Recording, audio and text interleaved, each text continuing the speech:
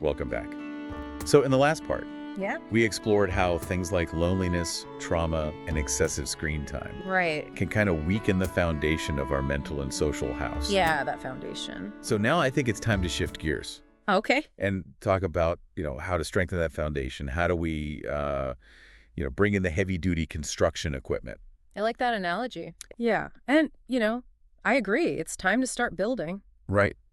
We touched on some practical tips from the source material, like setting screen time limits, finding alternative rewards. Right.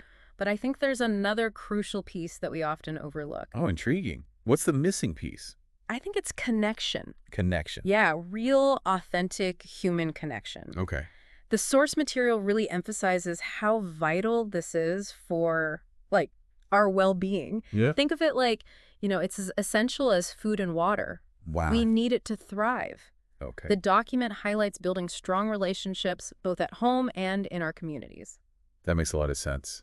So it's not just about limiting screen time, but filling that time with something more meaningful. Exactly. Right, with real human interaction. Yeah. But in our, busy tech-driven world, how do we even find the time and space for genuine connection? I mean, our lives are constantly pulling us in different directions. It's a challenge. It's a challenge, but one worth facing. The source suggests starting small with intentional acts of connection. Okay. Like simple things, putting your phone down when you're talking to someone, Yeah. making eye contact, actually listening to what they have to say. Right. These small things can have a big impact. It's about being present. Exactly. Not just physically there, but mentally engaged. Mm-hmm.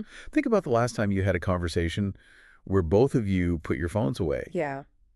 and just talked. Yeah, no distractions. No distractions, no multitasking.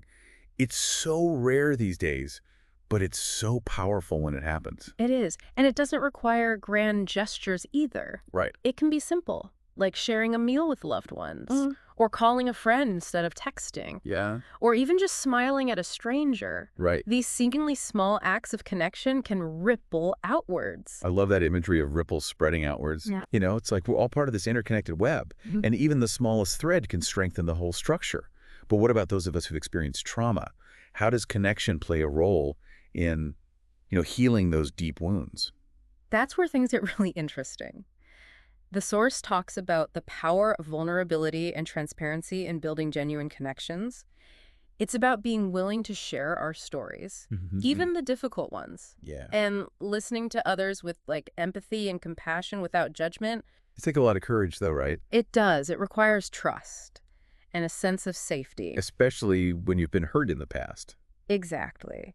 But the rewards, they can be profound. Yeah. When we share our vulnerabilities, we break down those walls of isolation and shame. We realize we're not alone in our struggles. Right, and that feeling of being seen and understood, Yeah. especially after experiencing trauma, it can be incredibly healing. It's like someone is finally acknowledging your pain Absolutely. and saying, I see you, and you're not alone.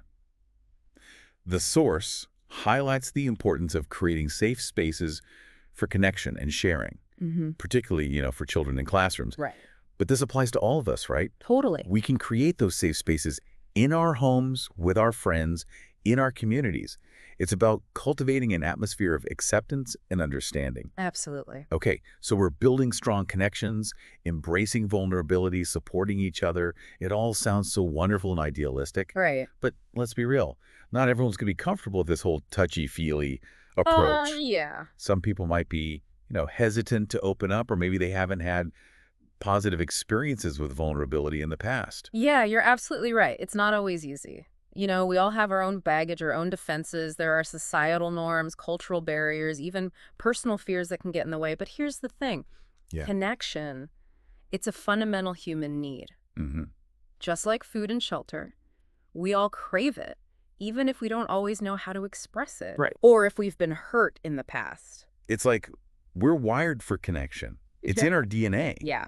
So what can we do to encourage more connection in our lives and in our communities, even with those who might be resistant?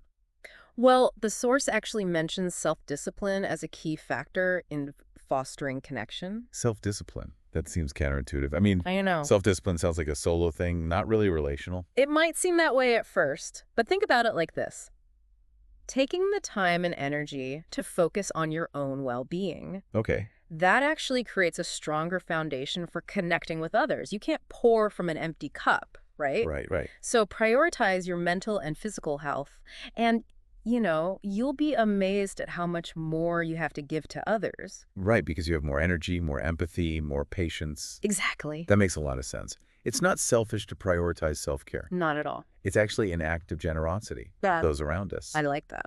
But what about those little moments throughout the day? Yeah. You know, those times when we're tempted to, like, scroll through social media. Instead of engaging with the people right in front of us, what can we do in those moments to make a different choice?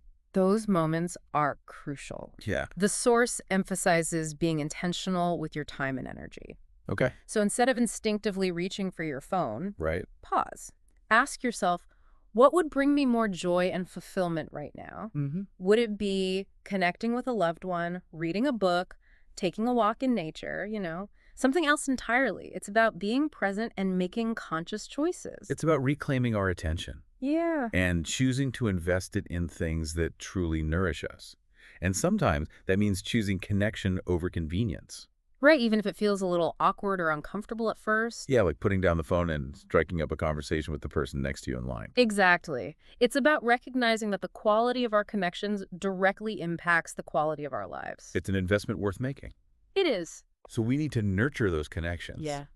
Just like we would a garden. That's a good one. Tend to them with care and attention. Yeah. And sometimes, that means weeding out distractions and negativity. That can choke the life out of those connections. That's beautifully put. Thanks. And remember, it's not about being perfect.